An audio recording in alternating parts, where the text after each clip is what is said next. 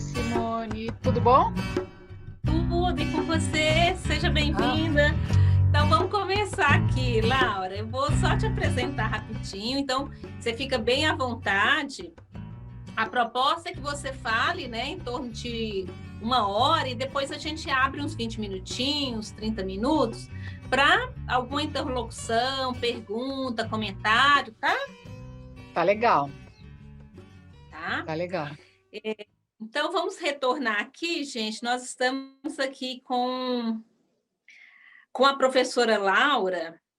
Ela é psicóloga, doutora em psicologia, analista junguiana pela SBPA, professora sênior no curso de psicologia da USP, e ela trabalha também com grupos vivenciais.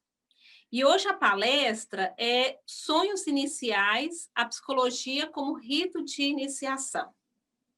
Seja bem-vinda, Laura, fique à vontade. Tá. Muito obrigada, Simone e toda a organização. É um prazer estar aqui, né? O ano passado eu tive em Uberlândia, né? Para algumas atividades com alguns de vocês, não sei, mas também com a Simone, com a Célia, e na UFU também eu fui, né?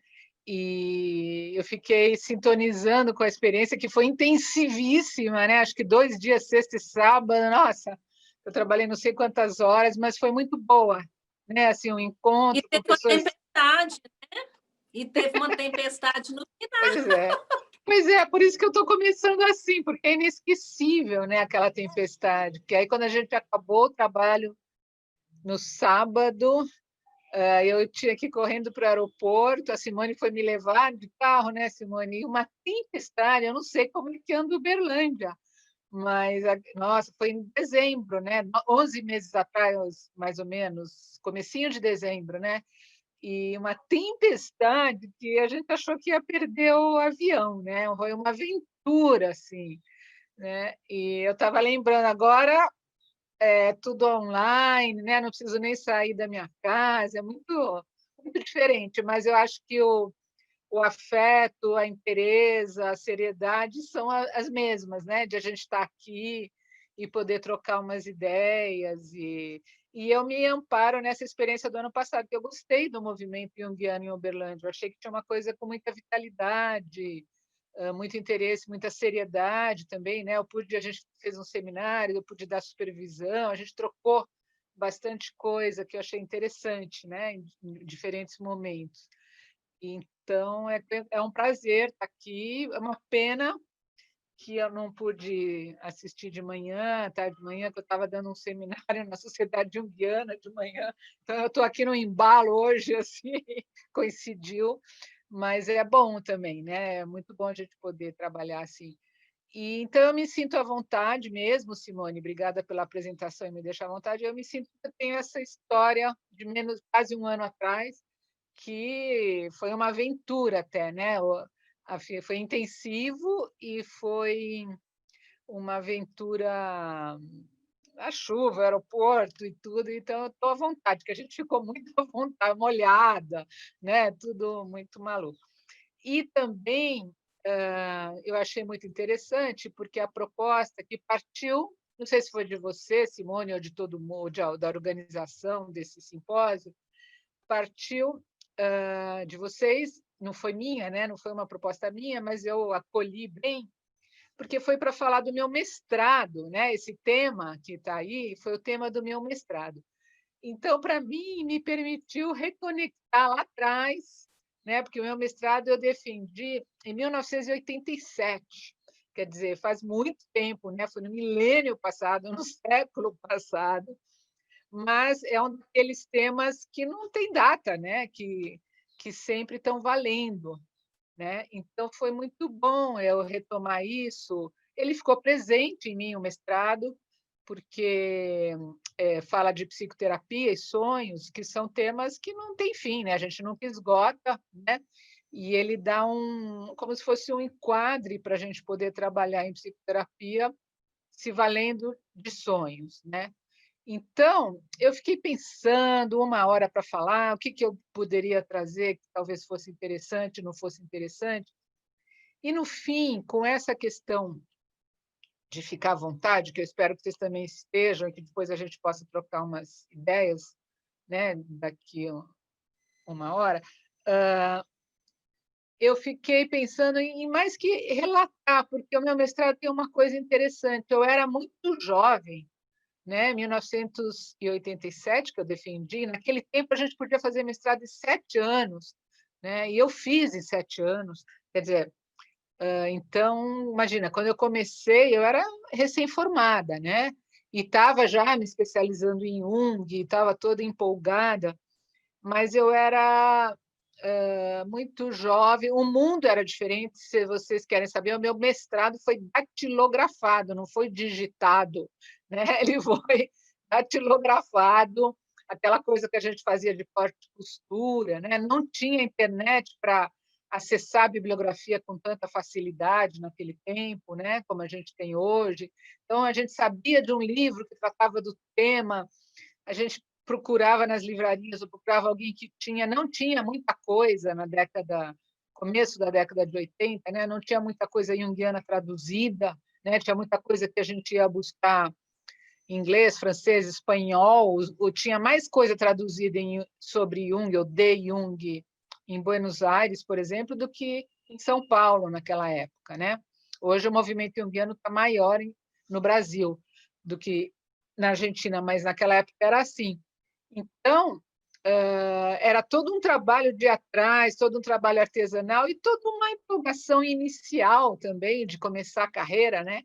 E agora eu me vejo num outro momento, né, de fim de carreira. O ano passado eu defendi minha livre docência na USP, me aposentei agora, foi muito maluco, também me aposentei em fevereiro de 2020, em março veio essa pandemia, mudou tudo, né? E eu continuo como professora sênior fazendo algumas atividades na USP, mas já numa outra situação. Então, você me permitiu, com esse convite de falar do mestrado, me permitiu voltar, né? Como se eu tivesse também revendo toda uma carreira, né? Eu consultória eu continuo, não me aposentei, né? Mas toda uma carreira de pesquisadora, né, de orientadora, que veio depois do doutorado, né? E foi bom, foi prazeroso rever isso. Então, eu resolvi contar mais como um relato, né? Um relato do passo a passo, porque o que aconteceu com o meu mestrado? Bom, eu me candidatei ao mestrado lá no Instituto de Psicologia da USP, né, da Universidade de São Paulo, e não havia, na época, ninguém que trabalhasse com a psicologia junguiana, né? Lá. E então, como que eu poderia fazer? Como que eu pensei em fazer, né? Tinha uma professora, Terezinha Moreira Leite, que estava desenvolvendo todo um trabalho na psicologia clínica com sonhos, né? Uma pesquisa sobre sonhos e tal.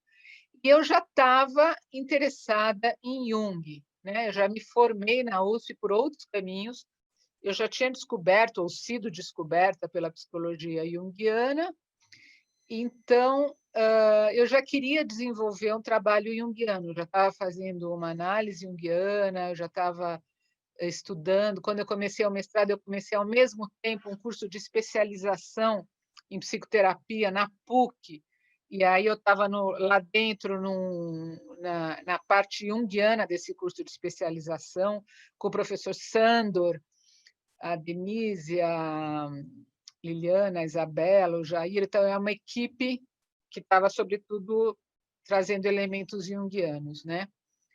E aí, o que eu fiz? Eu fiz aquelas coisas que a gente faz, né?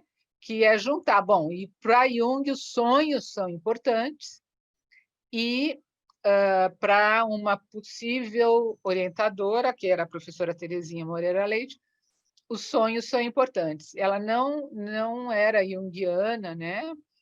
Então, eu me candidatei, no fim eu fui aprovada e ela topou me orientar, fiquei muito feliz, foi uma experiência interessante. Ao mesmo tempo, quer dizer, esse curso na PUC e depois, como foram 7 anos de mestrado, né? Depois na Sociedade Junguiana, na SBPA, depois da PUC, eu fui para a SBPA fazer a formação.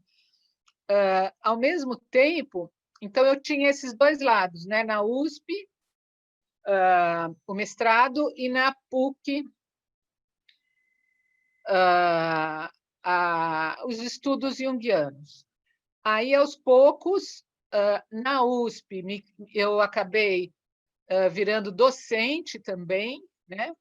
Mesmo sem mestrado, naquela época era possível você ser contratada ainda em processo de mestrado, hoje em dia não é mais, né? E então eu virei docente, comecei a ensinar psicologia junguiana, né? Num curso de psicologia da personalidade, que foi bastante desafiador, e aí teve essa passagem também da PUC para a SBPA. Então, foram essas instituições naquele momento, né? O grupo do Sandor, que era na PUC, depois o Sandor passou para o SEDES, aqui em São Paulo, eu não sei. Agora me dei conta que isso são coisas bem de São Paulo, né? Mas a plateia acho que é ampla aí, né? E então eu estava nesse percurso. Aí o que aconteceu? E eu arrumei uma orientadora que se dispôs, e eu fiquei muito grata, e foi uma experiência boa, se dispôs a me orientar, porque meu tema era sonho, tinha a ver com sonhos. Aí, só que sonho é um tema enorme, né? Então, o que eu fiz? Eu estava vendo nas leituras junguianas, e a junguiana, naquela época, era Jung mesmo, né? Era basicamente o próprio Jung que eu estava lendo. Eu estava vendo que ele valorizava muito o trabalho com sonhos, né? A partir dos sonhos, ele falava muito de toda a questão do inconsciente, de toda a relação da consciência com o inconsciente, né? Esse eixo que para ele é tão central, né? Na vida psíquica, no desenvolvimento, na individuação. E ele vira e mexe, né? Soltava nos textos que eu estava lendo alguma coisa sobre os sonhos iniciais, né? Ele dizia que os sonhos iniciais eram muito importantes porque eles davam alguma bússola para o processo terapêutico, né? Mas ele não aprofundava a questão, ele não fazia muitas elaborações maiores sobre essa questão do sonho inicial. E aí, o que eu fiz? O meu primeiro projeto de mestrado lá na USP foi cotejar o alcance dos sonhos iniciais e com o alcance de alguns testes psicológicos, né, para fazer um diagnóstico e, eventualmente, um prognóstico de quem procurava terapia, né? O que queria dizer isso? Havia alguns testes, né? Hoje em dia eu nem trabalho mais com testes, nada, que a gente, quando alguém chegava, a gente aplicava alguns testes, fazia um diagnóstico e tentava ver um pouco para onde aquele processo, aquela pessoa que estava procurando, podia se encaminhar, né? Então, era o fator diagnóstico e o fator prognóstico. E eu estava encontrando, mas de um jeito muito esparso, né? Mas eu estava encontrando na literatura junguiana indicações de que os sonhos iniciais forneciam elementos para o diagnóstico e para o prognóstico, né? Daquele processo que iria se iniciar. Eu falei, bom, então por que eu não faço aquele raciocínio bem quadradinho, né? De recém-formada e de um mestrado naquele momento na USP, né? Eu falei, por que eu não faço isso, então? Eu vou aplicar testes, eu vou colher sonhos iniciais e eu vou tratar individualmente um conjunto de resultados e outro e vou tentar ver aonde que eu chego e ver se eu consigo estabelecer uma relação entre os resultados dos testes e os conteúdos ou o resultado da conversa sobre sonhos. Então, esse foi meu primeiro projeto, que foi aprovado. Só que aí eu não desenvolvi esse projeto, na verdade, né? A Terezinha, que foi minha orientadora, ela ficava maluca, porque chegou uma hora, eu falei, bom, já que eu estou estudando sonho inicial, deixa eu entender um pouco o que é isso, início, né? Qual é a especificidade do início de alguma coisa, né? E comecei a ir por aí, porque o que a gente percebe, né? O início, se a gente pensar no início da vida, né, da nossa vida, o como é importante, o quanto a psicologia, né, aborda, e desde então, né, cada vez mais, a questão do bebê, do desenvolvimento, né, do relacionamento mãe-bebê, né, da importância de como esse bebê é lidado no começo da vida, né, e como isso vai constituir a personalidade para a vida inteira, né. Então, eu falei, bom, tem aí um indício, né, de que o início ele determina muita coisa do processo, né. Ah, aí a gente tem, né, várias questões que também têm a ver com o início, né? Quando a gente pensa, vou inaugurar alguma coisa, todo o cuidado, né, que a gente investe quando a gente inaugura alguma coisa, ou quando a gente planta alguma coisa nova, né? Quando a gente abre, né? O que é abrir um consultório, por exemplo, né? É todo um cuidado, investimento com o local, com as condições, com o funcionamento. No início, a gente concentra muita energia psíquica e a gente vai trazer muito da gente e a gente traz muita futuridade, né? Para essa fase inicial. A gente projeta os nossos desejos, né, de como as coisas andem ali, de como a coisa se desenvolva, né? A gente tenta cercar algumas variáveis para que a coisa seja bem canalizada, né? Então, eu estava pesquisando essa coisa do início, né? De como cuidar do início, e qual é a especificidade do início. Aí, se a gente pensar, por exemplo, na própria psicoterapia, o que é quando chega uma pessoa, e aí do ponto de vista do paciente, o que é procurar uma psicoterapia, né? Como é que a pessoa chega nesse início, né? Geralmente tem uma concentração de energia muito importante, ela chega com muito desejo de mudança ou de alívio de sofrimento, né? E ela chega com um pouquinho de sensação de fracasso, porque provavelmente quando a pessoa procura a terapia, ela já buscou outros recursos da vida pessoal, da vida dela, né? Quando tem assim uma questão que ela quer tratar, então ela tenta resolver um problema pelos recursos que ela tem, né? Pessoais, de amizade, de trabalho, de estudo, do que for, né? E chega uma hora que ela fala: não, eu vou procurar uma ajuda profissional, é por aí. Então, tem esse gostinho de fracasso, mas tem também um gostinho de uma esperança. Ela projeta muita esperança nesse processo que vai vir, ela acredita, ela está botando fé, né? O que não quer dizer que, dali a pouco, ela possa desconfiar, resistir, né? Possa também dificultar o andamento do processo, e não é uma coisa do ego, né? Não é uma coisa consciente, é uma coisa da resistência, quer dizer, da dificuldade que é a gente mudar, né? A gente tem muita dificuldade de mudar, a gente se constitui a duras penas, né? É uma batalha, né? Para a gente se constituir, para a gente ser alguém, né? Nesse mundo. Então, mudar alguma coisa é resultado, geralmente, de um bom esforço. Às vezes, a coisa flui mais fácil, às vezes até um pouco imperceptível, mas, para falar de maneira geral, é um bom esforço. E essas questões que fazem as pessoas irem para a psicoterapia, geralmente refletem a necessidade de uma mudança com esforço, né?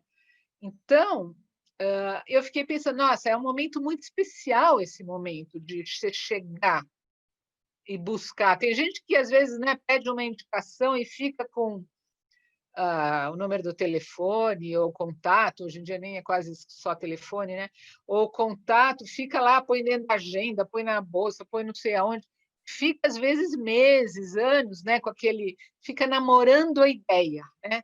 Tudo isso já faz parte dessa mobilização inicial, quer dizer, tem uma energia psíquica que está sendo concentrada e canalizada para chegar num profissional, né? Então, é um momento muito especial desse ponto de vista de uma relação que vai se estabelecer. Mas é muito especial também do ponto de vista de como a pessoa está. Geralmente, a pessoa está numa crise, né? Ela tem alguma coisa que ela resolver, mesmo quem chega, eu vim porque eu quero me conhecer melhor, que é muito comum, de certa maneira, né? Mas a gente, conversando um pouco melhor sobre o que é esse se conhecer, a gente vai ver que tem uma busca, muitas vezes, de conhecer pontos que são difíceis, né? De conhecer mais recursos para lidar com a vida, né? Ou de conhecer mais onde a gente impacta, conhecer melhor algumas defesas que estão instauradas e impedindo que a gente flua, né? Então, esse momento é um momento muito especial, né? É um momento, e também assim, é um momento do novo, a pessoa chega e tem que se apresentar, né? Ela tem que dizer quem ela é, a que ela veio, o que ela espera, né? E geralmente a gente senta e conversa, né? Ou hoje em dia faz assim, numa telas, né? Mas a gente faz um primeiro contato, conversa, estabelece e a pessoa se apresenta, né? Geralmente a postura do profissional é mais escutar, né? Acolher, ouvir, olhar, escutar, se abrir para conhecer aquela pessoa, né? Conhecer o que está trazendo aquela pessoa e também o que ela mobiliza na gente, né? Para a gente avaliar também esse potencial da relação transferencial, né? E aí a gente também tenta identificar um pouco o que ela tem de recurso que pode ajudá-la no processo terapêutico, né? E onde que ela está empacada, né? Onde estão as fixações, as defesas. Então, a gente tem essa disposição que é um pouco diagnóstica e um pouco prognóstica, mas a gente não sabe exatamente para onde a coisa vai caminhar, né? O nosso referencial nos fala a grossíssimo modo, né? Eu acho que provavelmente todo mundo que está aqui ouvindo hoje sabe, a grossíssimo modo, o nosso referencial nos fala em facilitar o processo de individuação, né? A gente pode dizer assim, de um jeito bem amplo. O que é facilitar o processo de individuação, né? É a pessoa poder se desenvolver e se experienciar e viver a própria vida naquilo que ela tem de mais singular, mais da subjetividade dela, mais individual dela, mas e de um jeito que reflita uma pertinência, né, a diferentes instâncias no mundo, a diferentes relacionamentos, né? Ela vai ocupar um lugar no mundo do jeito dela. Então, isso não é fácil, né? Todos nós sabemos. A gente tem muito de acomodação, né, e muito de adaptação. A gente leva o nosso jeito para o mundo e a gente aprende do mundo o que o mundo espera de nós.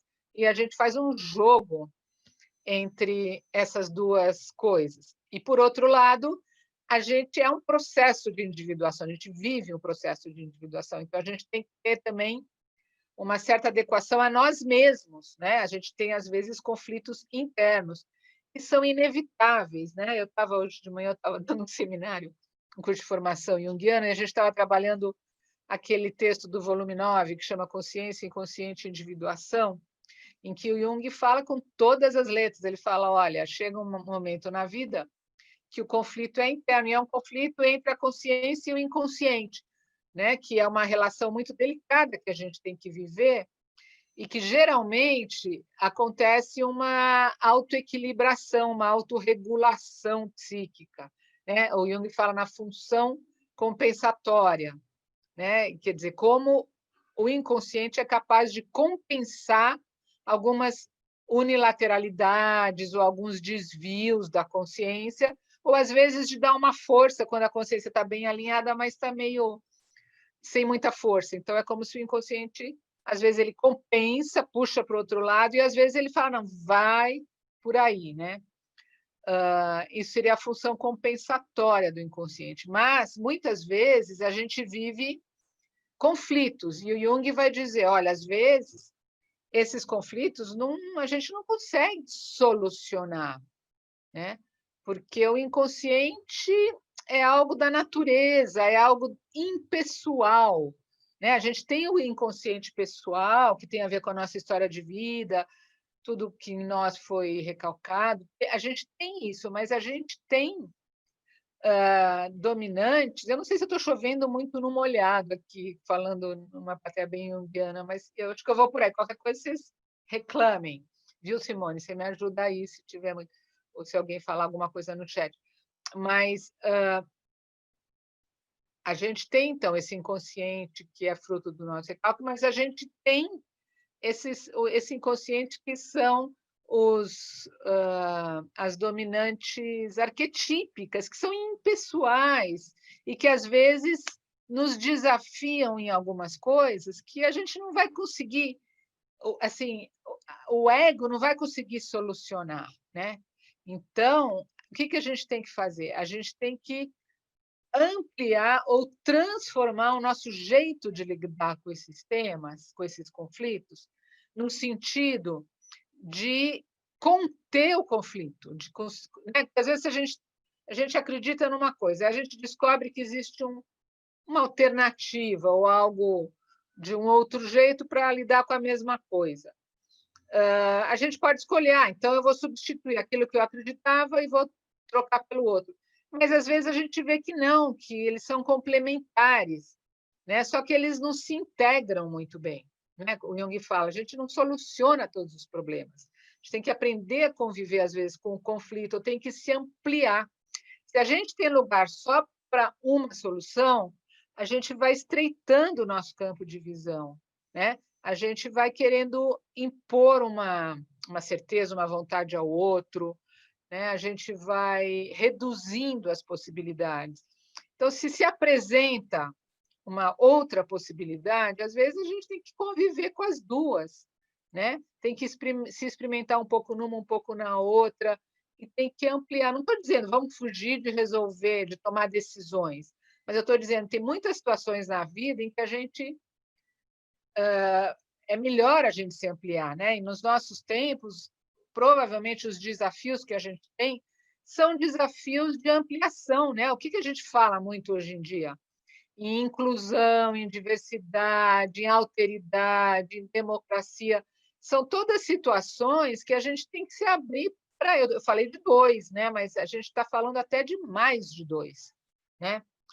Então, para isso, a gente precisa abrir o nosso campo consciente, a gente precisa ser capaz de tolerar, às vezes, opostos, né? E, para isso, a gente tem que transformar a nossa consciência, né? E essa transformação, para dar conta dessa alteridade, como que ela vai poder acontecer, né? É muito pelos símbolos que vão se apresentando. Essa é a visão junguiana, né? Quando Jung, aquele livro famoso que causou a ruptura com Freud, símbolos de transformação. São símbolos que transformam a nossa disposição, transformam a nossa energia psíquica, canalizam, né? E esses símbolos, a experiência com sonhos nos traz muito esses símbolos, né? Então, por isso que o sonho é um recurso privilegiado. O que aconteceu, gente? Agora eu me desviei um pouco lá do início, né? O que aconteceu no meu mestrado, né? Eu fui pesquisando a especificidade do início, a psicoterapia, essa questão da relação entre consciência e inconsciente, individuação, relação transferencial. E o que aconteceu foi que eu, de início, eu dei um pulo, eu vivi uma metanoia como pesquisadora, porque eu dei um pulo e comecei a me interessar por iniciação, por rituais de iniciação, né? Quer dizer, então eu comecei a pesquisar e a estudar rituais de iniciação em diferentes épocas, em diferentes culturas, né? Foi um certo mergulho na antropologia, um pouco na história das religiões, e eu fui ficando muito abastecida e muito inspirada para desenvolver o meu mestrado. Acabei deixando toda a questão dos testes psicológicos de lado, porque eu fui vendo o quanto o processo terapêutico é um processo, esse acabou sendo o título do meu mestrado, né? A psicoterapia como um rito de iniciação, né? Como é um processo de iniciação, é um processo iniciático, mas é um processo fundado no século XX, quer dizer, é diferente daqueles que eu estava estudando, que eram mais rituais que abrangiam uma comunidade, né? Que abrangiam iniciações em subgrupos de uma comunidade, né? E a psicoterapia no século XX se propôs como uma iniciação individual, né? Como um caminho individual de você ser iniciado em quê?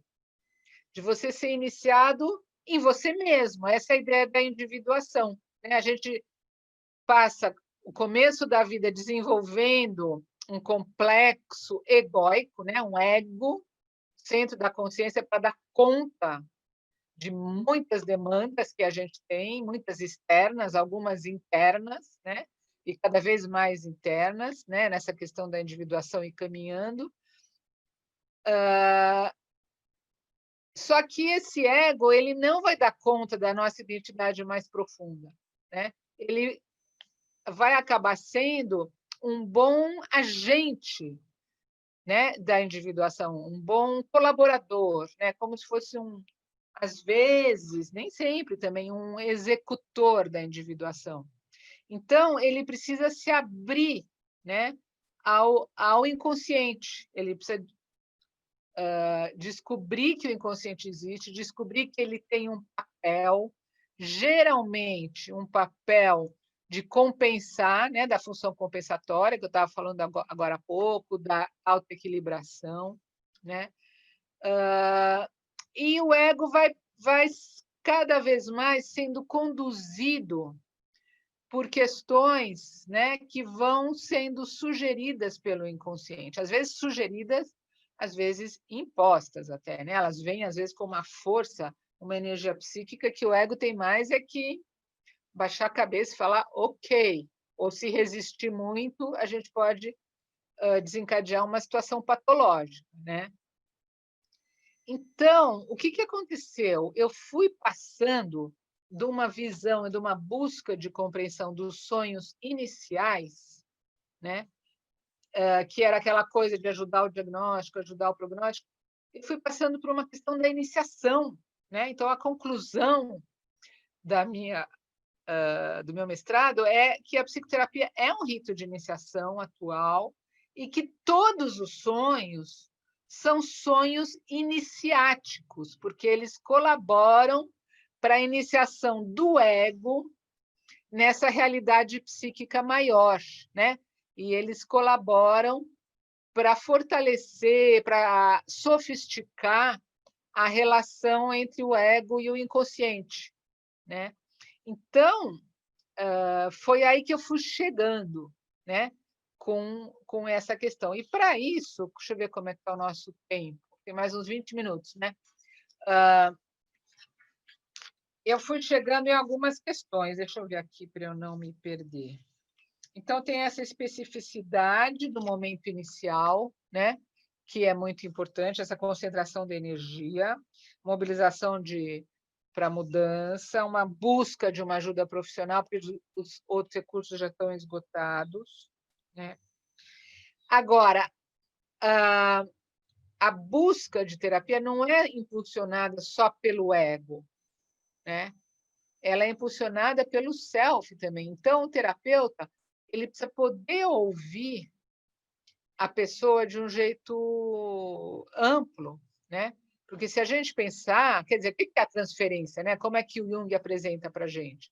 Na verdade, no campo transferencial, a gente tem, no mínimo, 4 instâncias, né? A gente tem 2 egos e 2 inconscientes, e isso tudo interagindo de um jeito que forma um campo transferencial. A gente precisa pensar nesse campo, né?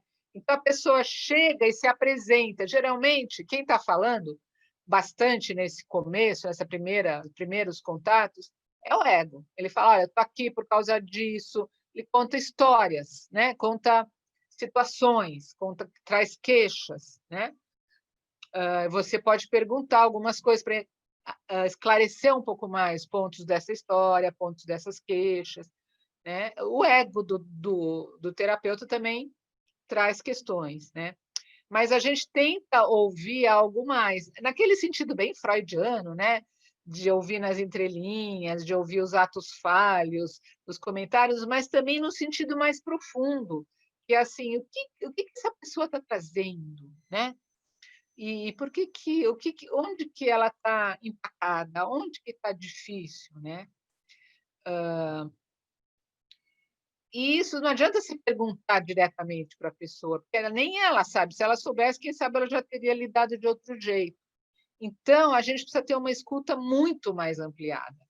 E aí que os sonhos podem colaborar, esses sonhos que são iniciáticos, mas que são iniciais. Aí eu chamo esses primeiros sonhos, não sou eu, né? O Jung e Jungiano chamam esses primeiros sonhos relatados como de sonhos iniciais. Agora, isso já traz 1000 questões, porque o que é o primeiro sonho? Né? É o primeiro que vem no primeiro encontro? No segundo encontro é um sonho inicial? Né? Ou se a pessoa não lembra de nenhum sonho, vai contar dali a 2 meses. Você faz um contrato terapêutico, dali a 2 meses ela vai contar um sonho. Então, aquilo é um sonho inicial? Então, assim, já tem um problema de definição, né? Que eu tive que lidar com isso no meu mestrado. E aí eu resolvi assim pontuar algumas coisas, porque quando eu estudei os ritos de iniciação, a gente vai ver que rito, o que é rito? Rito é sempre embasado num mito que faz sentido para aquela comunidade, né? O rito é uma forma de experienciar algum mito, né? Algum mito que vai trazer uma mudança, uma passagem. Tem ritos de passagem, ritos de iniciação, né? A diferença é que o rito de iniciação ele promove uma transformação mais inteira, né? E o rito de passagem nem sempre, né? Então, o rito de passagem, às vezes, é uma mudança de situação pura e simples, né? Então, mas também tem um comportamento coletivo que vai favorecer essa passagem, né? Às vezes eu brinco que um bom rito de iniciação é aquele que promove, impulsiona e ele organiza, ele dá continência para o processo de iniciação de uma maneira que parece a maneira de uma válvula, se a gente pensar um pouco na física, na hidráulica, né? Uma válvula. O que é uma válvula? Uma válvula ela faz com que a coisa vá e não possa voltar, né? Porque a gente, inclusive, vê em histórias de vida pessoais as pessoas que ensaiam passagens e aí voltam, aí regridem, aí não dá certo, né? Um bom rito de iniciação é o rito que favorece uma transformação e não tem volta. A pessoa se transforma e está ali, né? Algo mudou na vida dela, né? Não tem mais essa volta, né? A gente pode até pensar em válvula hidráulica, não é um exemplo muito elegante, mas fica claro, né? De um banheiro, né? Que a gente aperta a válvula para se livrar do que está ali, mas é para não voltar, né? Então, se a gente pensar que a válvula promove essa transformação, esse movimento numa direção sem volta atrás, né? Então, a gente pode trazer isso para o processo terapêutico, quer dizer, um processo terapêutico que trabalha profundamente, ele promove essa passagem sem volta, né? Ele promove uma mudança na personalidade, na ampliação da consciência, que é para ficar, né? Que a pessoa, a partir daí, ela vai cada vez mais podendo ampliar, como o Jung fala muito em ampliação da consciência. A gente pode pensar em ampliar, ampliar parece que é aumentar o tamanho, né? E a gente aumenta o espaço psíquico, a gente começa a ser capaz de tolerar mais ambiguidade, mais conflito, mais dificuldade com os outros, com as situações. Então, a gente se amplia. Mas, às vezes, não é só ampliar, é também criar maneiras, é sofisticar as maneiras de lidar com essas situações, né? Não é só abrir o espaço, é um espaço onde a dinâmica seja mais sofisticada. Então, os ritos de iniciação vão permitir isso, né? E os ritos de iniciação, aí tem muitas, não dá tempo de eu aprofundar essa questão, mas tem muitas visões e muitos tipos de rituais, e muitas comunidades, muitas épocas, muitas localizações geográficas, muitas culturas, né? Mas as iniciações são caracterizadas geralmente por uma experiência de morte e renascimento. Olha que forte, né? Porque assim o rito de passagem, né? A gente tem rito de formatura, a gente tem rito de mudança de casa, né? O jovem que sai da casa dos pais, a gente pode fazer um ritual, né? De vai para casa nova, né? A gente pode ritualizar e é bom ritualizar muita coisa, né? Porque é isso, é a tal válvula que permite dar uma força para a gente ir para a fase nova e para descobrir recursos novos, né? Mas o rito de iniciação ele se caracteriza realmente por essa experiência de morte e renascimento. Claro que é uma morte simbólica, né? Mas então às vezes até é concretizado, né? Os rituais que eu estudei, às vezes a pessoa passa por uma experiência de quase morte, às vezes com uma substância que altera muito o estado de consciência, né? Que ela tem que ingerir. Às vezes é com a palavra que está me ocorrendo e que a gente acha na literatura, mas eu nem acho a melhor, é uma experiência de alguma coisa que torture, sabe? Uma marca física que deixa uma cicatriz que não vai ter jeito, vai ficar até o fim. É como se assim, olha, algo em você mudou, você não tem mais aquele corpo de antes, né? Aquele corpo infantil, algo está marcado, né? Às vezes é ficar sozinho no meio da floresta, passando por muito medo, muita emoção, que você acha que você vai. A gente fala, né? Nossa, eu morri de medo, né? Essa expressão morri, porque é uma experiência de morreu, mas estou aqui, então eu renasci, né? Essa experiência do renascimento é que é importante, porque é nesse renascimento que a pessoa se inicia, né? E aí ela renasce e volta para a comunidade transformada, né? E aí vai ser reconhecida como alguém iniciado e vai poder ocupar outro papel, desempenhar outras funções, né?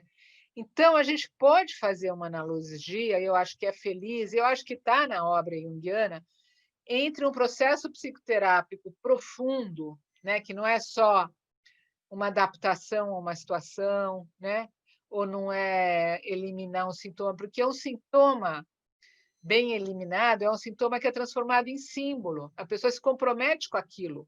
Se o sintoma é muito importante para ela, ela pode se livrar do sintoma, porque o sintoma é um signo estagnado, né? É um símbolo estagnado. Então, ela vai tirar essa estagnação, essa fixação do sintoma, mas ela vai continuar ligada naquele conteúdo, não é à toa. Aquilo tem a ver com ela. Ela pode dar uma volta por cima, né? Ela pode trabalhar com aquilo, né? Tem uma teoria que é de um alemão, eu acho, do final do século XIX, que ele dizia ou você desenvolve um problema muito sério na garganta e vai ter dificuldade de falar, vai ficar rouco, vai ter dificuldade, ou você pode virar um cantor de ópera, né? Que ele está dizendo assim, você tem alguma questão aqui.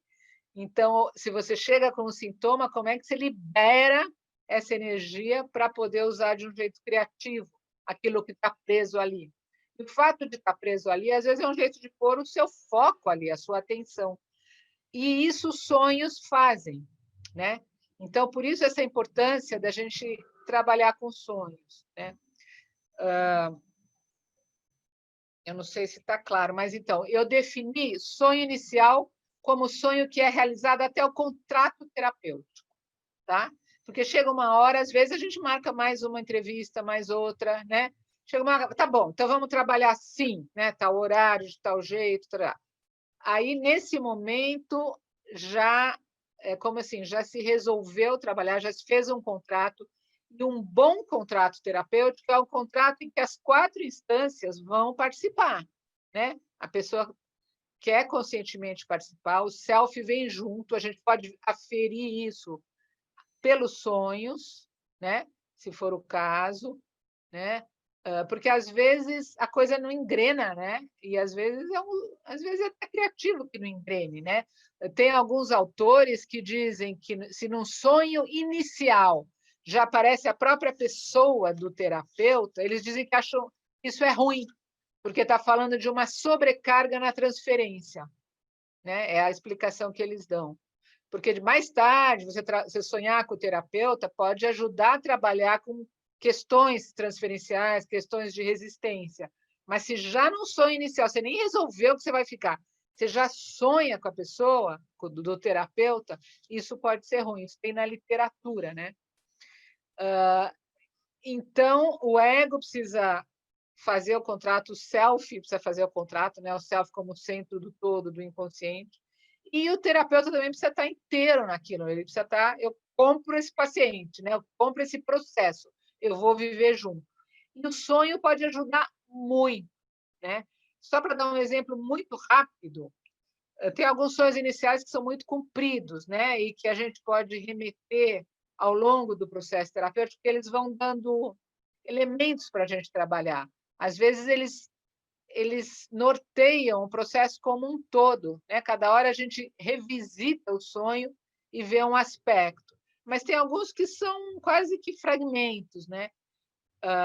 Só para ser bem sucinta, não sucinta, rápida, porque não é sucinta, não, é um sonho rápido.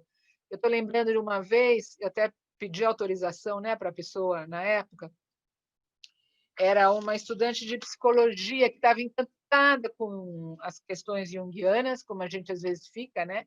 E continua às vezes. E ela veio me procurar e falou: eu tenho muitos sonhos, eu soube que você é junguiana, eu quero trabalhar meus sonhos, porque eu estou sonhando com isso, com aquilo, em mandalas, e cristais. Mas olha só, então é por isso que eu estou aqui, né? Eu falei: ah, legal. Eu falei: ah, bom, então me conta um sonho. Ela não conseguiu lembrar de nenhum sonho, eu já achei estranho, era uma coisa geral, mas tá bom. Eu falei: então vamos marcar mais uma vez, você me conta o sonho que você tiver entre hoje e essa próxima vez. E ela chegou assim meio xoxa, falou: ah, eu tive um sonho, né? Falei: ah, então conta, né? Aí ela falou: ah, mas era um sonho bobo. Eu falei: como assim um sonho bobo? Conta, vamos ver, né? Ela falou: ah, não, o sonho é que eu entrava numa loja de sapatos e eu precisava comprar um sapato. Eu estava descalça, né? Era só isso o sonho. Eu preciso comprar. Aí eu falei: olha só que sonho interessante, né? Ela chega dizendo que os sonhos, as mandalas, os cristais. E aí, quando a gente pede um sonho atual, recente, um sonho para o nosso processo, quer dizer, para a relação que estava começando, o sonho é: eu preciso pôr o pé no chão, preciso me proteger, preciso proteger meus pés para me mover no chão, né? Olha que interessante essa compensação, esse sonho inicial, né? Ele complementou toda a visão que ela tinha trazido na primeira entrevista, né? Ela se apresentou de um jeito e o sonho mostrou outro. É uma pessoa que precisa estar mais protegida, precisa de um sapato, estar mais protegida para caminhar pela vida e não ficar só nas idealizações dos símbolos, que nem são símbolos, né? São imagens meio, no caso dela, estereotipadas, as mandalas. Então, foi interessante, porque a gente ficou muito tempo falando do dia a dia dela e os sonhos sumiram, né? Muito tempo. Depois, ela pôde começar a ter uns sonhos que também colaboraram bastante com o nosso processo. Então, o sonho inicial foi esse, depois vieram os sonhos iniciáticos lá para frente, tá? Para dar um exemplo. Eu estou olhando no relógio, eu vou tentar ser pontual, né? Uma outra coisa que ajuda a gente a pensar no processo terapêutico, eu gosto muito daquele referencial do Jung, que é capaz que muitos conheçam, quando ele fala da estrutura dramática dos sonhos, né? Quando ele propõe que a gente olhe para um sonho, e ele fala: olha, a grosso modo, a gente pode entender o sonho em 4 aspectos, ou 4 momentos, né? Geralmente, o sonho geralmente é uma historinha, né? Tem um enredo, né? Esse sonho, mesmo esse sonho dessa paciente, ela entra numa loja de sapatos, né? Um enredo. E precisa comprar o sapato. Só que ela não consegue no sonho ainda, né? Por isso que ela não gostou do sonho, mas enfim. O que o Jung vai dizer sobre os sonhos em geral?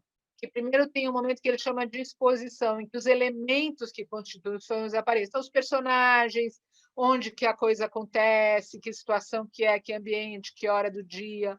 né? Às vezes é um ambiente cotidiano, às vezes é um ambiente surreal, os sonhos variam muito, né? E personagem, geralmente o sonhador está presente, está representado no sonho, né? E a gente tende a entender aquilo como o ego dele. Então, esse é o primeiro momento, a exposição dos elementos. O segundo é assim, quando começa um enredo, né? Ele chama de desenvolvimento. Então, estamos aqui, assim somos nós, e o que vai acontecer? Esse é o desenvolvimento, né? O que vai acontecer? Esse sonho trata de quê? Né? No caso dessa paciente, entramos numa... só ela, né? Eu entro numa loja, estou numa rua, tem uma loja de sapatos, eu entro numa loja de sapatos, né? E eu preciso comprar um sapato. Então, esse seria o desenvolvimento. Aí, depois, tem um momento que o Jung diz que ele chama das peripécias, porque aí o sonho dela é muito simples, mas pode acontecer vários acontecimentos, várias peripécias. Geralmente, tem algo que dificulta, surge uma situação de conflito, né? Alguma situação onde a coisa bloqueia, onde, se a gente pensar em termos de energia psíquica, essa energia psíquica que foi trazida para uma situação e começou esse desenvolvimento, ela, de repente, é interceptada, né? Surge um conflito, né? Aparece um monstro, aparece algo que não deixa você caminhar, né? Ou aparece alguém que te desafia em alguma coisa. Então, isso seria um momento de culminação do sonho, né? E que é muito importante, porque a gente vê onde que essa energia psíquica se prende, onde que a coisa fica fixada. Se o sonho acaba aí, a gente vai dizer que aquilo é um pesadelo, porque a pessoa acorda, geralmente a pessoa acorda, né, assustada com a emoção daquilo que dificultou, né? Se o sonho continua, aí vai ter uma solução, vai ter uma resolução, que é chamada lisis, né, que é o que soluciona o sonho, o que lida com aquela intercepção da energia psíquica. Então, esse referencial ajuda a gente a ver como que a energia está caminhando com aquela pessoa, né?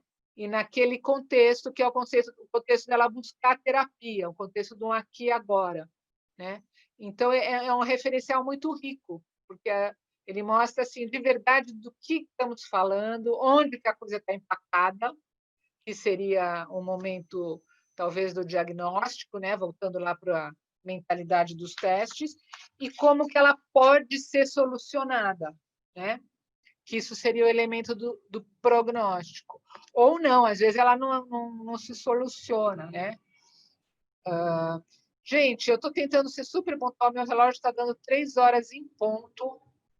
Não sei se é o caso de parar, não sei se eu consegui passar uma noção da importância, né? Só para ainda completar uma outra coisa, porque eu cheguei nos sonhos iniciais, nos sonhos iniciáticos, na terapia como um rito de iniciação, né? Que é uma mudança profunda na personalidade, e ainda trouxe uma questão que é o sonho exial, exial de êxito, êxito não, êxito em outras línguas, saída, né? E-X-C-I-A-L, que seria o último sonho. Às vezes, quando se trata de encerrar um processo terapêutico, às vezes vale a pena também a gente pedir um sonho para avaliar como é que aquilo está encerrando de um jeito bem profundo. Então, esse sonho a gente pode chamar do sonho exial, né? Porque, às vezes, a pessoa diz que quer encerrar, geralmente é o paciente que traz esse tema, não é o analista, porque a gente sabe que a gente sempre pode continuar, né? Sempre mais coisas vão surgir, a vida não para, né? Até o fim, e geralmente o paciente traz, e às vezes faz sentido naquele momento, né? Encerrar. Mas às vezes o próprio sonho pode dizer, olha, vamos com calma, né? Talvez não seja o momento, né? Então é isso, não sei, eu fui trazendo assim. Acho que eu vou tentar ser pontual, mas ainda tem uma meia hora, né, Simone, para conversar mais? Legal. Eu gosto Temos de sim, ouvir também, eu gosto de ouvir. temos sim, tem um tempo aí. Ai, mas que bom te ouvir, muito, muito gostosa a sua fala aqui, Laura. E aí a gente vai vai abrir um espaço mesmo, né? Porque eu acho que tem algumas coisas interessantes aí para a gente conversar. E estou achando muito interessante você falar que da época que esse trabalho foi feito, né? Muito, muito interessante você trazer essa referência de um outro mundo, né? E aí eu fiquei pensando assim, desse tempo, desse outro mundo vivido, e para o tempo de agora, só uma questão aí para a gente começar, e depois a gente vai abrindo para demais Legal. pessoas. Se você percebe assim uma mudança nessa conotação desses sonhos, como esses sonhos vão se apresentando, né? Você fez provavelmente uma coleta desses sonhos, dessas temáticas que apareciam naquela época, e olhando para hoje, né? Inclusive incluindo pandemia, né? Que essa temática dos sonhos tem vindo muito à tona, as pessoas têm relatado muitos sonhos, né? Muitos sonhos, inclusive recorrentes. Você percebe alguma coisa que dá para você falar daquela época, né? Dessa vivência assim de análise, né? Dos sonhos, desse conteúdo para agora? Olha, de certa maneira sim e de outra maneira não, né? Porque o sonho é uma vivência tão básica, né, do ser humano, né? Eu estava recentemente, até conversei com o Siddhartha Ribeiro, aquele livro Oráculo da Noite, que ele faz um levantamento maravilhoso, né, sobre os sonhos desde a época das cavernas, provavelmente, né? Ninguém dizia isso é um sonho. É como uma criança, né? Quando que você sabe que a criança está lembrando de sonho? Primeiro, ela precisa ter o ego com memória, para poder falar, tive um sonho, né? Mas às vezes ela acorda assustada, ou acorda falando de alguma coisa, provavelmente é reflexo de um sonho, né? Então, o sonho é uma vivência muito básica da humanidade, do ser humano, né? Esse tema da iniciação, a gente tem um autor, o Henderson, que ele fala que é um arquétipo, né? Existe o arquétipo da iniciação, é um arquétipo que existe, né? E então, como tudo que é arquetípico, vai às vezes assumindo umas roupagens que têm a ver com a época, com a cultura, né? Mas a essência é a mesma, né? Quer dizer, essa questão de um desenvolvimento do ponto de vista psicológico, né? Que caminha para a ampliação da inconsciência de um jeito individual, isso é o mesmo, né? Só que a gente vai tendo que lidar com muita coisa. Ainda aparecem sonhos, né, de uma vida na natureza, na floresta, né, em situações que hoje em dia a gente não vive mais tanto assim, né? Por outro lado, aparecem sonhos com elementos de tecnologia, né? Já aparecem, já são, porque tudo, qualquer coisa é matéria-prima para o sonho, é a nossa vida. O sonho é um lugar lindo, né? Agora eu estou falando mais dos sonhos iniciáticos do que dos sonhos iniciais, né? O sonho, porque o sonho inicial você sempre tem que considerar um processo terapêutico, uma relação transferencial. O sonho iniciático, não, né? O sonho iniciático é o que nos inicia a nós mesmos, né?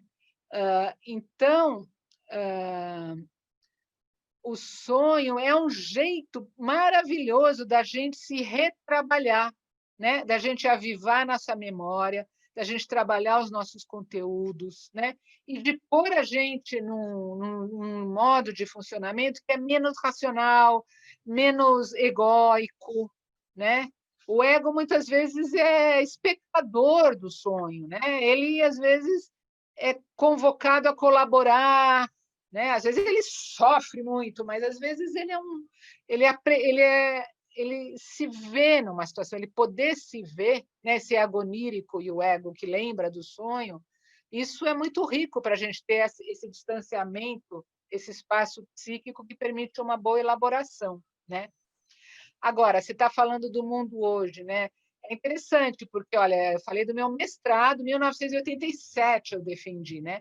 Eu defendi meu doutorado em 1995. O que foi meu doutorado? Meu doutorado foi uma busca de criar, inspirado nessa perspectiva do mestrado, né? Essa constatação de que no nosso mundo faltam rituais de iniciação que façam sentido. A gente até vê algumas pessoas, então vamos fazer os homens vão para o meio da floresta e tem que caçar, né? Nos Estados Unidos estava tendo umas coisas assim, nem sei agora. Bom, agora com a pandemia não, mas era uma tentativa de reproduzir rituais de outras épocas. Eu acho que talvez não faça sentido, né, só reproduzir. Faz sentido a gente descobrir os nossos rituais hoje em dia. Alguns são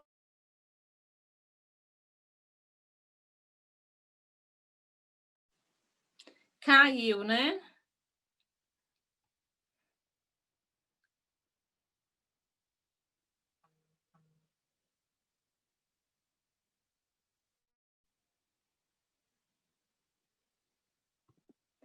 Caiu aqui, gente. Vamos ver aqui a Laura retornar, só um pouquinho. Deixa eu falar com ela aqui.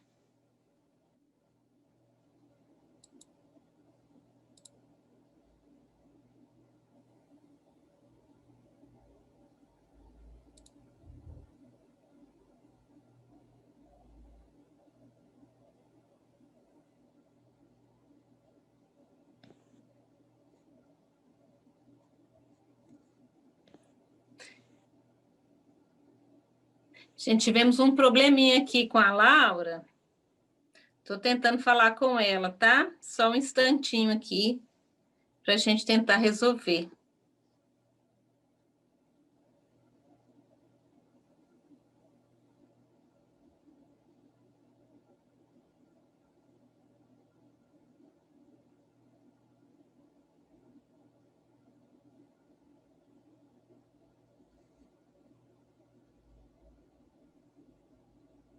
Acho que eu caí, né? Voltei? Estou aqui? Estamos aqui? Caiu, caiu. Acho que pelo jeito. Mas tudo bem, foi bem rapidinho. São coisas que acontecem às vezes, né? Aí você estava fazendo seu doutorado. Paramos Então, aí nesse momento que aí você retomou com a pesquisa do mestrado, você dando continuidade aí no seu doutorado. isso.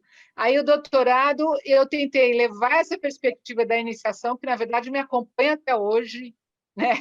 Eu acho que a gente é iniciado nas coisas, porque ser iniciado quer dizer essa ideia da morte e renascimento, né? Uma transformação mais profunda, né? A gente vai mais inteiro, né? Não é só uma perspectiva. Porque eu acho que a psicologia analítica, a psicologia profunda, trabalha com isso, com essa perspectiva mais profunda, né? Então, eu tentei levar isso, mas para um trabalho com pequenos grupos, né? Para poder criar alguma maneira, entre aspas, ritualística, mas um ritual moderno, né?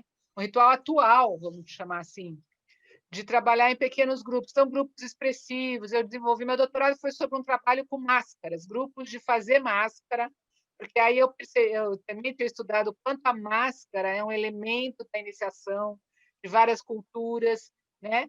E como ainda hoje se usa máscara no teatro, por exemplo, né? A máscara para desenvolver elementos da personalidade. Então, isso foi meu doutorado, a tentativa de criar um rito de iniciação atual em pequenos grupos, para não ficar também só com a psicoterapia individual, né? E é um trabalho que eu acho que complementa um pouco o individual, né? Agora, ainda para complementar um pouquinho a sua pergunta, né, os sonhos atuais, até aí meu doutorado foi em 95, aí minha livre docência foi em 2019, ano passado.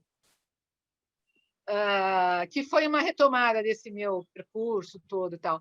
Mas aí, se a gente pensar hoje, 2020, quanta coisa já mudou, né? Nisso tudo. Não precisamos ir até 87, quando eu defendi o mestrado, a gente pode ir para 2019, né? Que é o ano passado.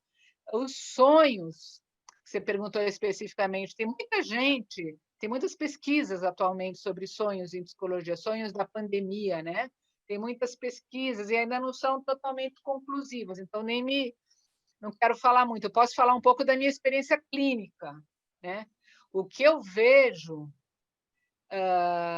é que os sonhos continuam desempenhando uma função compensatória, né? dando um acolhimento para algumas angústias muito profundas. Nesse sentido, eles são iniciáticos. Por exemplo, o medo, né? Se a gente pensar nas emoções, o começo da pandemia foi o medo desse monstro que é esse vírus, né? Que, por um lado, é uma coisa que não é visível a olho nu, por outro lado, ele parecia estar em todos os lugares o tempo todo, né? Então, criou uma situação de muito medo, né? E essa emoção de medo apareceu em alguns sonhos, né? As pessoas caminhando. Agora, o que eu achei mais interessante, que eu percebi na minha experiência clínica, e em mim também, é que alguns temas as pessoas reviveram, porque é sempre assim, a gente revive coisas da nossa vida, né? Reviveram elementos da vida e foram, mas no sentido de buscar os recursos, né? Então, por exemplo, eu não sei muito bem como é que foi aí, mas aqui em São Paulo, no comecinho da pandemia, a gente tinha aquela situação que o governo federal dizia que até hoje, né? Isso não é importante, não precisa usar máscara, vacina não é importante. Nem se falava em vacina no comecinho, né? Mas era uma coisa, não precisa se fazer nada, né? E o que aconteceu aqui em São Paulo, né? O governador de São Paulo começou a se opor ao governo federal e dizer não, a gente vai cuidar, a gente está com essas e essas medidas e tal. Ele acabou constituindo, eu não estou defendendo esse governador também, não. Ele acabou constituindo uma figura que deu algum amparo, né? Porque as pessoas entraram num desamparo, além do medo, apareceu um desamparo, porque assim, a gente está com um problema. Quem deveria ajudar muito a cuidar, que são as autoridades, não está cuidando, né? Então as pessoas entram em desamparo, é como uma criança que os pais não cuidam, né? Entra em desamparo. Mas aí é interessante, porque às vezes os sonhos traziam situações de desamparo lá da infância. Aí você pensa, nossa, essa pessoa vai afundar, porque a gente já está vivendo uma situação social. Aí agora, no nível pessoal, ela está revivendo uma coisa que foi tão dolorida, tão sofrida. Mas, na verdade, eu achei muito interessante, porque a maioria, quando entrou nesse tema do desamparo, o que aconteceu? É como se tivesse ido buscar, através do sonho, foi buscar o recurso que ela usou para crescer, porque se a pessoa está hoje adulta, lembrando de uma dificuldade muito dolorida da infância, ela está revivendo uma dor, né? Uma emoção muito difícil. Mas, por outro lado, ela também está podendo ir buscar um recurso, lembrar, né? Atualizar um recurso que ela usou para crescer e está aqui hoje, né? Então, foram assim alguns sonhos muito sofridos, pessoas que às vezes chegaram a ligar, olha, eu quero uma sessão extra, porque está muito difícil, né? Eu sonhei com isso, eu não consegui dormir essa noite. Mas a hora que você vai ver, é como se o sonho tivesse trazendo de bandeja, você já viveu essa emoção num outro contexto, e olha o recurso que você tinha, o recurso que você teve, o recurso que você pode ter agora, né? Você ouviu o sonho com mais cuidado, sem tanta emoção de medo ou de desamparo. Então, eu achei interessante, né? Como os sonhos, mesmo trazendo dor e coisas, eles permitiram esse resgate de recursos, né? Como se a gente tivesse que funcionar no modo emergência, usando uma linguagem mais atual de internet. Tal. A gente entra no modo emergência, né? Mas a gente tem esse modo instalado em nós, né? E aí a gente vai aos poucos lidando com as situações. Depois, o governador também começou a desamparar a população, e aí foi outro lugar, né? Muitos sonhos com casa, né? A questão de estar em casa, a casa e o mundo, né? Ressignificar a casa, poder tornar a casa numa situação habitável, né? Habitável 24 horas por dia, né? Com quem fosse, né? Porque aí as questões de relacionamento que surgiram, né? Então, os sonhos estão sempre acompanhando a gente, estão tentando ajudar a gente a lidar com muita angústia, né? Não sei se era exatamente isso que você estava perguntando. Isso, ótimo. Ó, nós temos duas perguntas aqui. Duas Tá, vai. pessoas, há duas para perguntar. A Tá. primeira é o João. Não, primeiro a Cristina fala que você é maravilhosa, que é muito bom te ouvir de novo. A O João Cristina está estava aí o ano passado. Obrigada. tá, o João tá falando o seguinte, que ele comprou um livro, Jung e a Interpretação dos Sonhos, Manual de Teoria. Apesar de pequeno, é teoricamente muito denso. Você teria alguma leitura para indicar? E aí, depois dessa pergunta, o Tommy também quer fazer, mas aí ele vai fazer pelo áudio, tá? Tá. Obrigada, Cristina. João, o Jung tem alguma coisa. Esse livro acho que é do Hall, né? Esse livro que você está. É denso, né? Eu vou te. Caiu novamente. Vamos aguardar. Se alguém quiser fazer pergunta, gente, aí vai anotando aqui, que aí na hora que ela retornar, a gente vai falando, tá?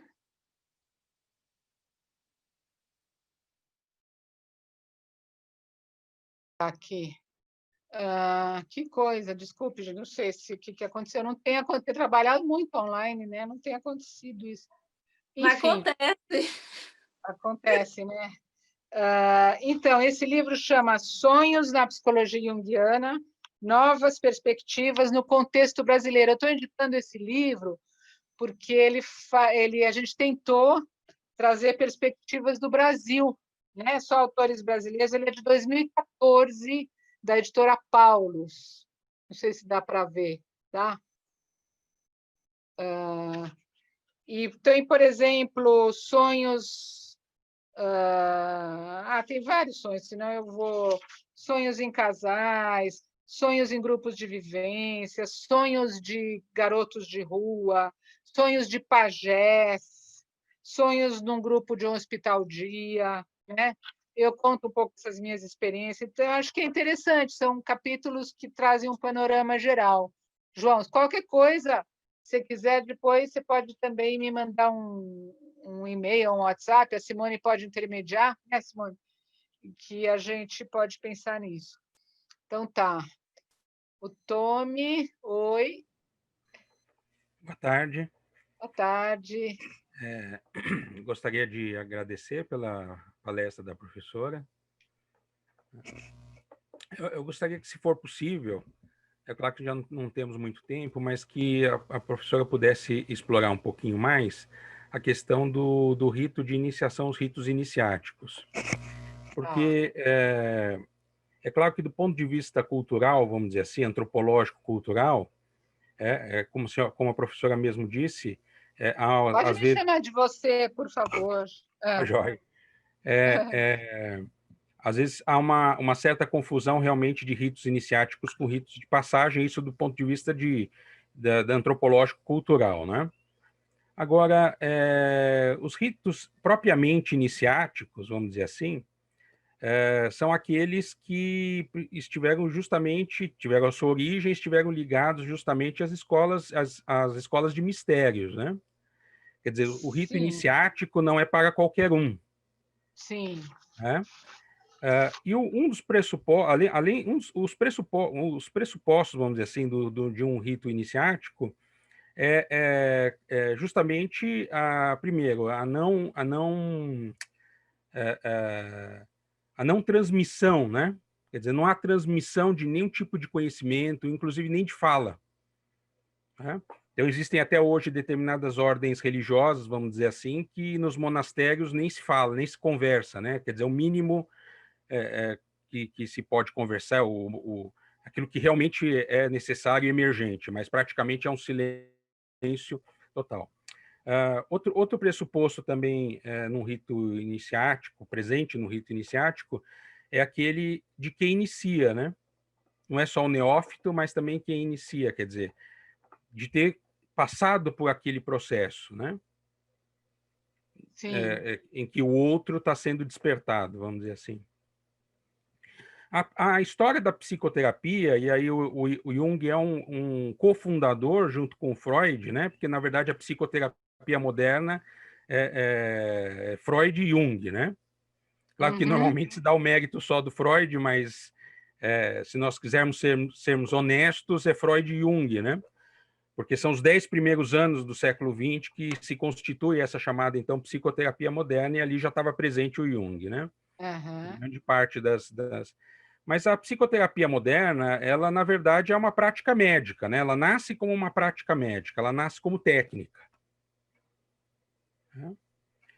Como que a senhora... a senhora disse que conciliou, estudou, explorou essa questão dos ritos iniciáticos, né? Quer dizer, que dimensão é possível atribuir esses ritos iniciáticos? Quer dizer, no âmbito mais cultural, né, já que a psicoterapia é algo, vamos dizer assim, do profano, né, do cotidiano, né? Muitos desses pressupostos do rito iniciático, vamos dizer assim, não cultural, mais espiritual, vamos dizer assim, né, mais ligado ao autoconhecimento mesmo, né, a busca de si mesmo, exigiria também alguém que já tivesse sido iniciado, né? Sim. A gente acaba não vendo na psicoterapia, né? Porque muitas vezes a pessoa inclusive trabalha com sonhos, mas nem analisa os próprios sonhos. É verdade. Tá. Muito obrigada e muito prazer, né? Pena que eu não pude assistir a sua fala hoje. Eu estava no outro. Obrigada pela questão, que é super interessante e importante mesmo, né? Quer dizer, que bom que você não vai me deixar, me chama de você, por favor, não vai me deixar banalizar um rito de iniciação, né? Porque, na verdade, essa questão da psicoterapia ser uma herdeira da medicina é isso, mas os junguianos costumam considerar que ela tem uma dupla filiação, né? Por um lado é da medicina e por outro lado seria da história das religiões, né? Se a gente pegar o Jung diz isso, mas o Guggenbill Craig, naquele livro Abuso do Poder, fala isso com muita clareza, né? Como a psicoterapia vem dessas duas tradições e elas se encontraram no começo do século XX, e aí que foi possível fundar a psicoterapia, né? Então, com isso, e o Jung faz questão, né? O Jung ele conta o quanto ele sofreu, principalmente depois que o Freud rompeu com ele em 1913, 13, né? Final de 12, 13, o quanto ele sofreu por se sentir único, né? Quer dizer, essas coisas que eu estou pensando, será que ninguém mais pensa? Ele achava que ele tinha um bom companheiro com Freud, o grupo ao redor do Freud, né? Os primeiros psicanalistas, né? Tanto que o Jung foi o primeiro presidente eleito da Sociedade Internacional de Psicanálise, em 1910, né? Só que aí, em 13, veio a ruptura. Então, bom dia a todos. Entrou nessa questão da solidão, e ele diz, né, que ele foi buscar, assim, tem que ter na história da cultura ocidental, depois ele vai para o Oriente também, né? Mas ele começa a procurar na cultura ocidental, que linhagem será que eu sigo, né? Então, e ele vai procurar. E o Jung tem uma coisa interessante, ele conta que ele pensou em fazer arqueologia em vez de medicina, né? Então ele tinha um interesse por pesquisar o antigo, por fazer explorações, né? Que aí no caso dele não é exatamente em sítios arqueológicos, mas em sítios psíquicos, né? Que foi que ele acabou fazendo essas escavações. Então, ele vai procurar, e ele vai indo para o passado, aí ele vai para a história das religiões, justamente por essa questão que já é um interesse, né, pela iniciação, pelo inconsciente, ele já vê que tem essa filiação com as religiões, né? E ele chega na gnose, e ele escreve algumas coisas sobre a gnose, ele fala, nossa, ali já tem alguma coisa que já é que a gente pode dizer que está antecedendo esse meu trabalho, né, dele, né, de fundar uma psicoterapia do jeito que ele funda. E depois ele descobre a alquimia, né? E aí com a alquimia ele fala, cheguei. Estes são os meus antepassados, do ponto de vista intelectual, do tipo de preocupação, né? E aí ele vai se aprofundar, vai estudar muito, né? Os últimos escritos do Jung, fora o Memória Sonhos e o capítulo do Homem e seus Símbolos, ele escreve muito sobre alquimia, né? Ele diz que a melhor obra dele é o Mysterium Coniunctionis, que é um estudo sobre um tratado alquímico, né? E a alquimia tem essas características também, né? Do segredo, né? Ou de usar uma linguagem que só os alquimistas entendessem, né? Também tem essas características. E cá entre nós, a psicoterapia também tem, né? O que acontece no contexto psicoterápico é protegido por uma relação de sigilo, né? É protegido, quer dizer, se eu dei esse exempliquinho que eu dei de um sonho curto de uma paciente, a gente tem que pedir autorização, né? E você dá o sonho de um jeito descontextualizado, que o sonhador não possa ser identificado, né? Porque está protegido por um segredo, né? Por um sigilo, a gente usa a palavra sigilo, né? Porque é muito difícil reproduzir, né? Mesmo supervisão, às vezes o terapeuta que está aprendendo, né? Está atendendo, vai levar para um supervisor, ele relata o caso, já é outra história, já está num outro contexto, né? Já não está naquela relação protegida, né? Porque o trabalho que acontece é um trabalho muito precioso mesmo, muito protegido, muito especial, num campo específico.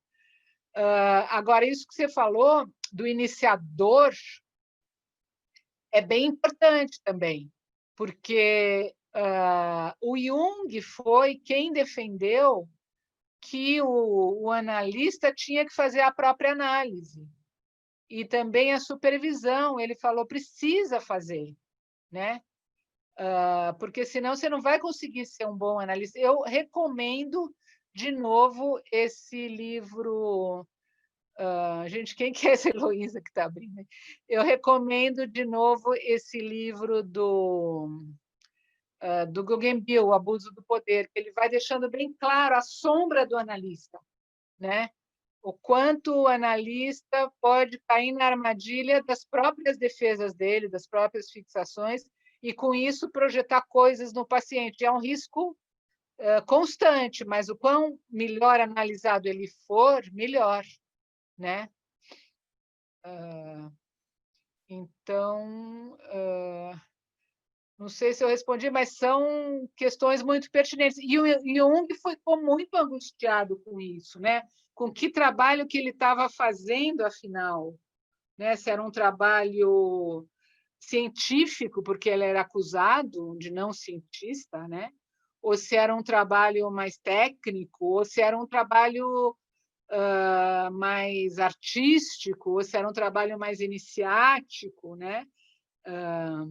Isso para ele foi um drama, porque ele não se identificava muito com algumas coisas que eram identificadas como científicas, né? Que é aquela coisa mais cartesiana, mais de aplicação de uma técnica, né? E ele conta lá no livro Memórias, Sonhos e Reflexões, ele conta, inclusive, de uma conversa, de um exercício, uma imaginação ativa que ele fez, que ele estava se questionando intensamente, afinal, o que eu estou fazendo? E ele ouviu uma voz feminina, né? Que teria lhe dito, no exercício de imaginação, que seria a ânima dele, ele interpreta assim, né? Que disse para ele, você faz arte, né? Não é técnica, não é ciência. E a alquimia ele entendia como uma arte alquimia, não só ele, né? Os alquimistas muitas vezes se definiam como artistas. E por quê? Porque essa coisa mais singular, né? Então, uma relação terapêutica é singular, né? A mesma pessoa levando os mesmos temas para um outro terapeuta, provavelmente as coisas vão se desenrolar de outro jeito, né? Não sei se eu consegui responder assim rapidamente, mas Sim, agradeço. Imagina, prazer. Prazer. Obrigada pela pergunta. Ainda tem uma aqui. Eu acho que a gente vai encerrar nessa pergunta da Cristina. Olha, Fala. Ela pergunta assim, os rituais de luto, se os rituais de luto, sem os velórios tradicionais, se os sonhos vêm ajudar nesse processo. Entendeu? Olha, sim, eu acho que sim, o sonho pode ajudar em qualquer processo, no sentido que ele vai tentar reequilibrar, né? A psique vai tentar fazer uma compensação em relação à consciência. Então, pode ajudar.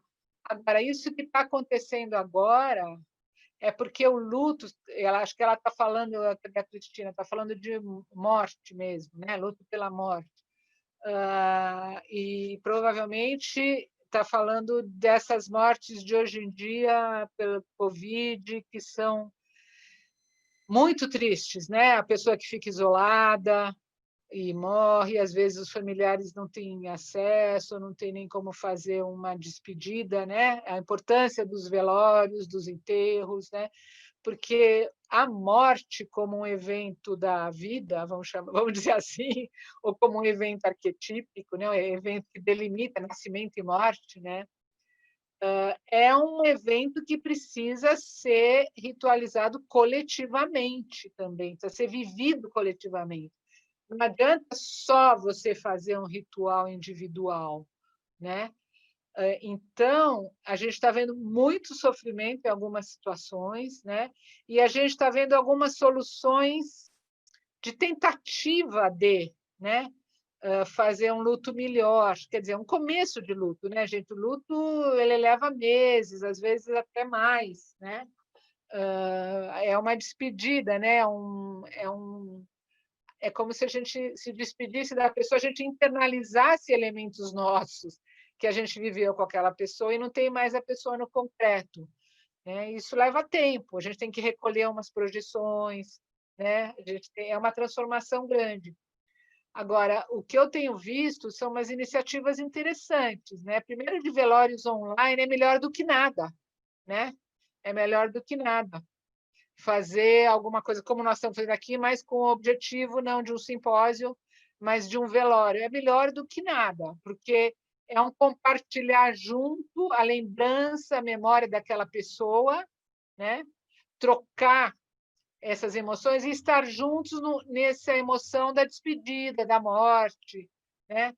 Então, é melhor do que nada. Agora, o que eu tenho visto é algumas pessoas fazendo ativamente movimentos assim de recolher memórias, fotografias, relatos dos amigos, dos familiares e fazer como se fosse um dossiê quase da pessoa que foi embora para facilitar também, né? Essa despedida, essa impossibilidade de um ritual coletivo de luto, que ajuda também, né?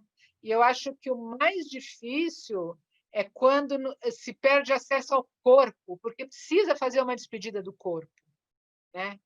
Precisa fazer, porque às vezes é tão difícil acreditar que a pessoa morreu, né? Que você precisa ver o corpo, né? O corpo ajuda a concretizar, né? Por isso que o enterro é um ritual também.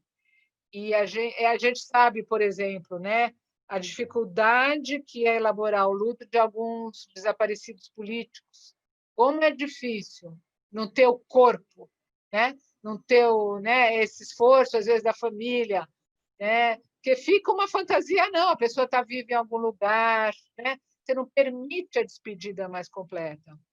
Então, isso é uma das coisas que eu acho que coletivamente a gente vai ter que cuidar muito, coletivamente e individualmente, mas coletivamente também. A gente vai ter que cuidar muito ainda, né? Porque a gente está tendo uns lutos difíceis mesmo, né?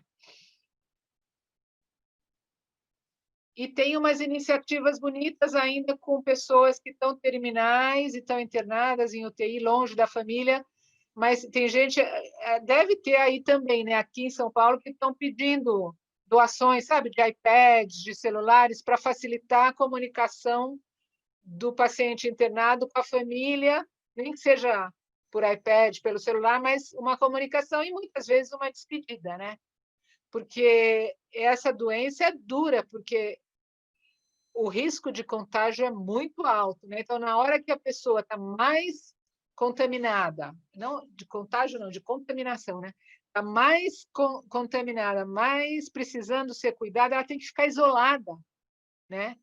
Porque senão ela pode contaminar os outros, pode infectar os familiares. É muito duro para as pessoas que sabem disso e para o próprio paciente, né? É muito difícil. Então, tudo que a gente puder fazer para facilitar, pode parecer pouco, mas é bastante, né? Porque é muito difícil. Obrigada pela pergunta também, Cristina. É bem atual, né? E tem a ver com o nosso sofrimento atual. Eu que agradeço, Laura. Obrigada, viu? Laura, rever vocês. teria muitas perguntas, assim, eu particularmente gostaria de falar mais desse tema, né? Mas o tempo não permite. Eu sei como é. Muito, muito interessante isso que você está trazendo, né? E a gente poder pensar, né, do sonho aí, dessa experiência tão virtual que a gente tem psicicamente falando, né?